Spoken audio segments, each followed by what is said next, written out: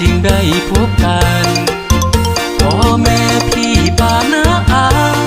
เอาเด่นนาอยู่กะซึ่งสำลาเนาะในนามที่ว่าพวกเฮาเนาะเป็นนักศึกษาเช่นว่ามื้อนี้พวกเฮาก็ได้มาเก็บกับข้อมูลอยู่ที่วัดผลเผาเนาะซึ่งว่ามันจะเกี่ยวข้องกับวิชาเรียนของพวกเฮาซึ่งว่าจะเป็นวิชาเรียนจะเป็นวิชาวรรณคดีและสร้างสรรค์นำพาโดยอาจารย์จันทพรไสวงศ์สั้นเองและว่ารวมแล้วเนาะในวัดแห่งนี้นะมันจะมีความเชื่อเรื่องศาสนาซึ่งว่าจะเป็นความเชื่อด้านความรักหรือว่าการวางจานอื่นเกี่ยวกับศาสนานี้แล้วก็พระพุทธเจ้าและคำสอนจะมีความสำคัญหลายเนาะซึ่งว่าพวกเราจะเข้าไปดูกันเลย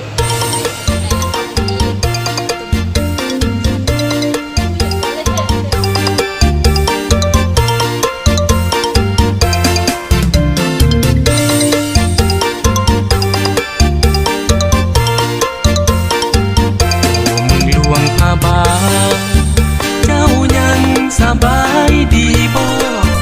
หลายปีจึงได้มาพบโดนนานนอเฮาจึงได้พบกันพ่อแม่พี่ป้าน้าอาเอาเด่นนาอยู่กะซึ่งสำลาผู้เยอะอย่าเยอะดิ่งมันใส่น้ำผ่านสบายบ่นาประตูฝาผนังเปิงเยียงของวัดพลเท้ามีแต่ละประตูแต่ละบ้านนี่จะมีความหมายของมันสำหรับบ้านนี้จะเบาถึงพระเวสสันดรราชาดกปกครองบ้านเมืองก็คือเมืองปกครองบ้านเมืองโดยความอยู่เย็นเป็นสุขแล้วมือนึงมีชาวเมืองปุงคาลิงหรือว่าเมืองปุงคาลิงนี่เป็นเมืองที่แห้งแล้งและทุกข์ยากเพิ่นก็ได้มาขอสร้างเพื่อที่เป็นสร้างคูบ้านคูเมืองของพระเวสสันดรพระเวสสันดรเพิ่นเป็นคนมีจิตใจเอื้อเฟื้อเผื่อแผ่เพิ่นจึงได้ประทานสร้างเพื่อเธอแก่สาวเมืองคาลิงปุงคาลิง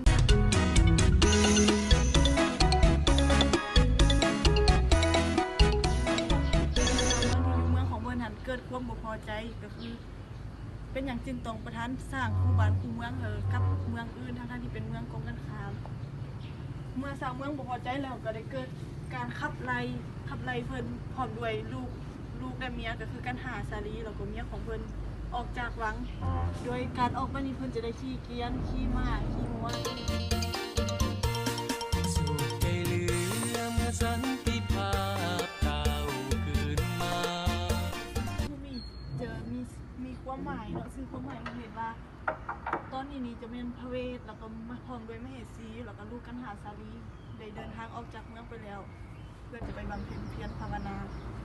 หลังจากที่เดินทางออกไปสำหรับบ้านที่นี่แม่นจะแม่นสาวเมืองที่แบบจงฮักภักดีกับเพิ่นก็ได้ขอไปนั้นแต่ก็เพิ่นก็บ่ไปเพราะว่ามันเป็นการยุ่งยากลำบากผู้อื่น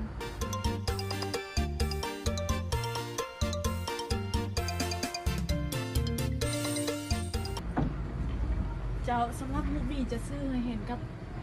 พามซุยซกซึ่งจะเป็นพามเฒ่าที่อยากได้เมียนุ่มพามเฒ่านี่อยากได้เมียนุ่มเพราะว่านางเมียนุ่มของเพิ่นนี้เป็นคนที่ขี้ข้านมักง่ายก็คืออยากได้คนใส่จึงสั่งให้ผัวของตนก็คือพามเฒ่านี้ออกไปซอกหาคนทับใส่แล้วพามเฒ่าก็ได้ออกเดินทางจากบ้านไปซอกเขาบ้าไปซอกหาพระเวสสันดรเพราะว่าเพิ่นได้ยินชื่อเสียงของพระเวสสันดรนะพระเวสสันดรนี่เป็นคนที่เอื้อเฟื้อเผื่อแผ่ขนาดสั่งเพื่อคู่บ้านคู่เมืองจังสามารถประทานได้แล้วเพื่อนนั้นจะเดินทางไปขอกันหากับสาลีลูกของพระเวสสันดรผ้าบางมันคงเจ้าจงเข้มแข็งแห่งกล้าเจ้าสำหรับภาพนี้จะซื้อให้เห็นตอนที่ต่อจากประตูบ้านเมื่อกี้ก็คือตอนที่พามเดินทางออกจากบ้านมาฮอดบอนประทับของพระเวสสันดรก็คือบอนที่เพิ่นบำเพ็ญเพียรภาวนาซึ่งตอนนี้พามนี่ก็ได้กล่าวขอทูลพระเวสสันดรขออภัยซึ่งในตอนนี้พามเฒ่าซุยซกนี่ก็ได้กล่าวขอกันหากับสาลีจากพระเวสสันดร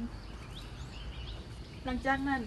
กันหาสาลีซึ่งเป็นลูกของพระเวสสันดรก็ได้ไปเที่ยวลินอยู่สระบัวซึ่งบ่ฮู้หยังเลยว่าพ่อของตนหันจะยกตนเองหันเธอกับพามเฒ่า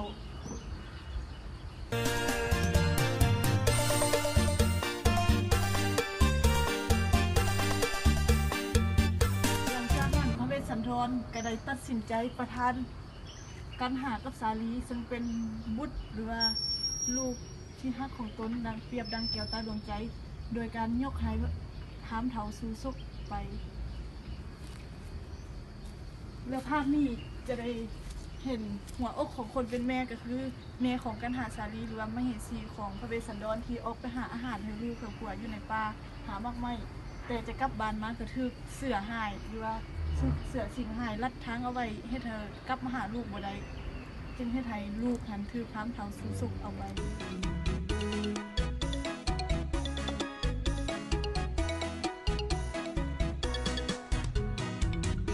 พร้ามสู่สุข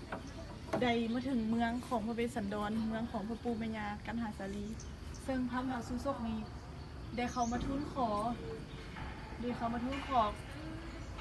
รางวัลจากปูญาของพระเวสของกันหากับสาลีโดยการขอกินอาหารอันนี้หลวงไหลจะเป็นหมูเฮ็ดเป็ดไก่โดยการกินแบบบุหูหยุดยั้งเพราะว่าพานเท้าสุสกเป็นพานที่ตันหาพาโลกินจนท้องตัวเองแตกตายครับหอด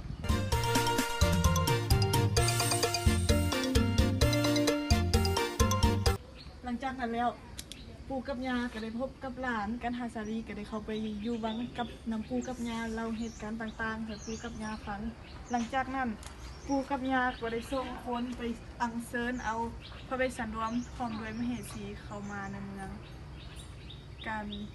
บรรยายก็จบเพียงเท่านี้ถ้าบ่ถูกต้องบ่ได้ก็ขอโทษขออภัยนำ หลังไหลมายาลาไหลไก่หา